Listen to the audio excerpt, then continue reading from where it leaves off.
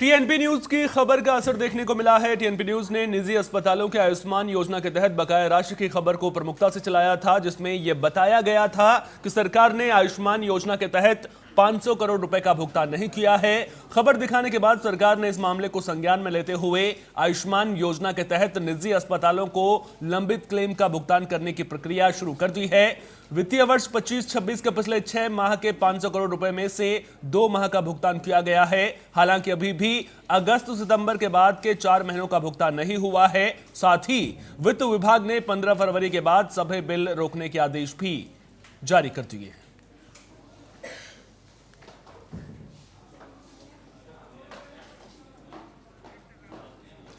ज्यादा जानकारी के साथ स्टेट हेड अमर सदाना हमारे साथ फोन लाइन पर जुड़ गए हैं। अमर, टीएनपी न्यूज की खबर का ये बड़ा असर देखने को मिला है। आयुष्मान योजना के तहत भुगतान नहीं किया जा रहा था, लेकिन जब इस खबर को प्रमुखता से दिखाया गया उसके बाद सरकार जो है एक्शन में आई है और अब भुगतान की प्रक्रिया को जो है शुरू कर दिया गया है।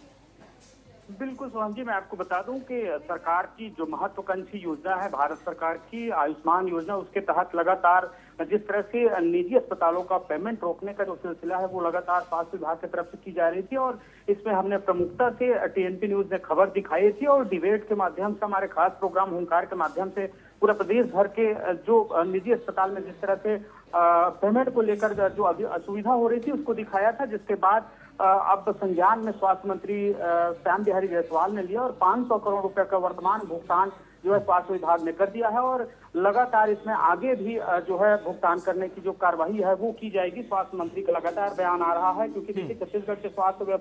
व्यवस्था पर एक गंभीर सवाल खड़ा हो गई थी और प्रधानमंत्री नरेंद्र मोदी की जिस महत्वाकांक्षी योजना आयुष्मान भारत की शुरुआत दंतेवाड़ा के छत्तीसगढ़ से हुई थी, आज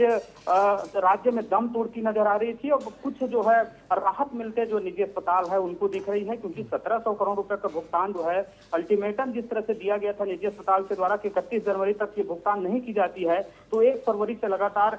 कलम बंद हड़ताल करेंगे और जो है सरकार के खिलाफ हल्ला बोलेंगे। तो थोड़ी राहत तो मिलती दिख रही है। देखिए अगस्त में अटका हुआ जो भुगतान था वो अस्पतालों का संचालन हो, इसके लिए वर्तमान में जो है एक पहल की गई है, यानी कि टीएनपी न्यूज के खबर का एक बड़ा असर इसको माना जा सकता है, क्योंकि निजी अस्पताल एसोसिएशन का आरोप भी था कि पिछले कुछ साल से जो ये शासन की तरफ से जो अटका भुगतान था वो नहीं हो रही थी। तो लगातार जो विपक्ष है वो भी हमलावर है। संवेदनशील मुद्दे पर प्रदेश की जो राजनीति भी है वो गर्मा गई है, क्योंकि कांग्रेस का प्रवक्ता है धनंजय सिंह ठाकुर, उन्होंने भी सरकार के मंशा पर सवाल खड़े करते हुए कहा है कि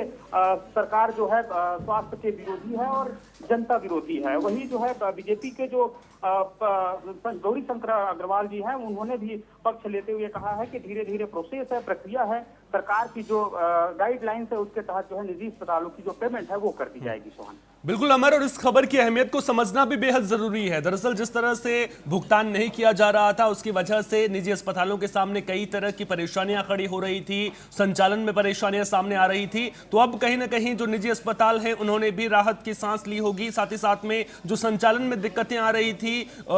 उनसे भी छुटकारा मिलता हुआ नजर आएगा। जो निजी अस्पताल संचालक हैं वो क्या कुछ कह रहे हैं इस मामले को लेकर के?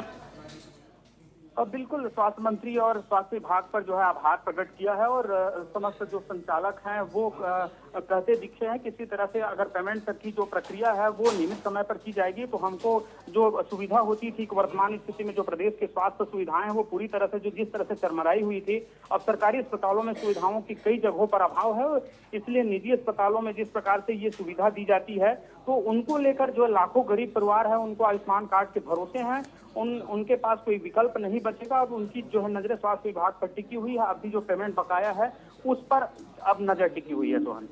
बिल्कुल अमर, आप नजर बनाए रखिए। बहुत बहुत शुक्रिया तमाम जानकारी साझा करने के लिए।